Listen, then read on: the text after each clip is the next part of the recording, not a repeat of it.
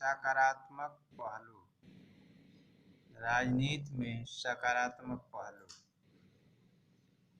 सार्वभौमिक वयस्क मताधिकार एक व्यक्ति के एक मत की व्यवस्था ने राजनीतिक दलों को विवश किया कि वे राजनीतिक समर्थन पाने के लिए सक्रिय हों। देश के किसी भी संसदीय निर्वाचन क्षेत्र में एक ही जाति का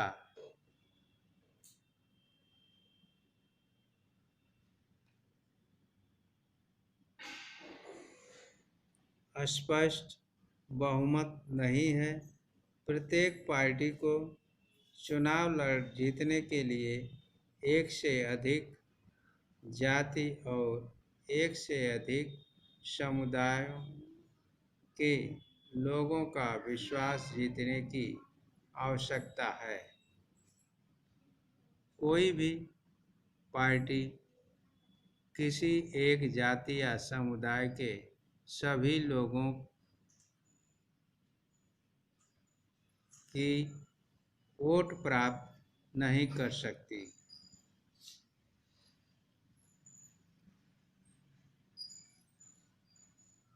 कई राजनीतिक पार्टियां एक ही जाति के उम्मीदवारों को चुनाव में खड़ा कर सकती हैं।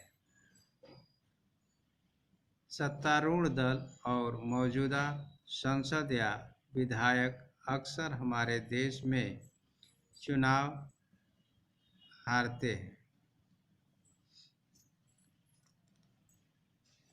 यदि जातियों और समुदायों की राजनीतिक पसंद एक ही होती तो ऐसा संभव नहीं हो पाता। जातिगत असमानता।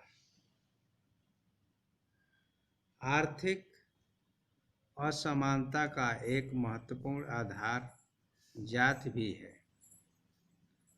क्योंकि इसने विभिन्न संसाधनों तक लोगों की पहुंच निर्धारित होती है, जैसे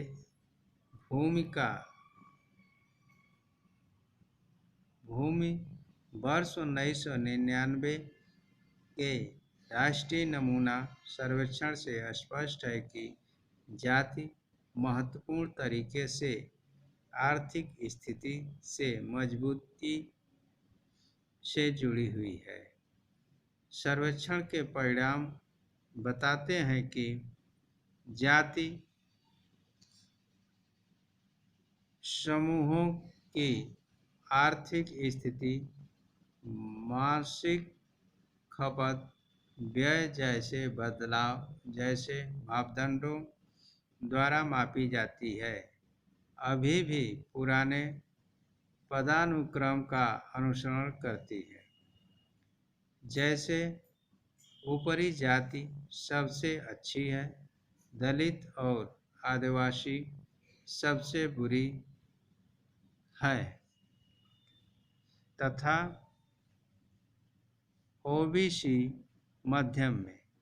हालांकि प्रत्येक जाति के कुछ गरीब सदस्य हैं।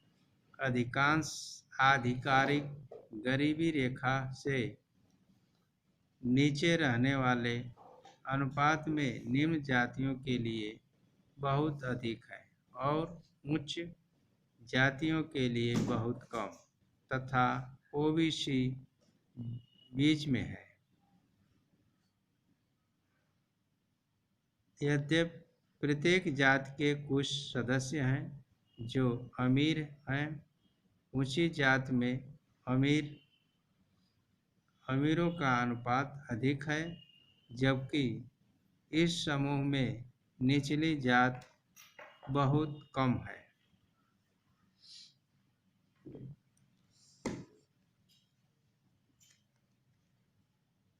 जाति में राजनीति। जाति और राजनीति के मध्य सिर्फ एक समान संबंध नहीं होता। राजनीति अनुसूचित जातियों को राजनीतिक क्षेत्र में लाकर जाति व्यवस्था और जातिगत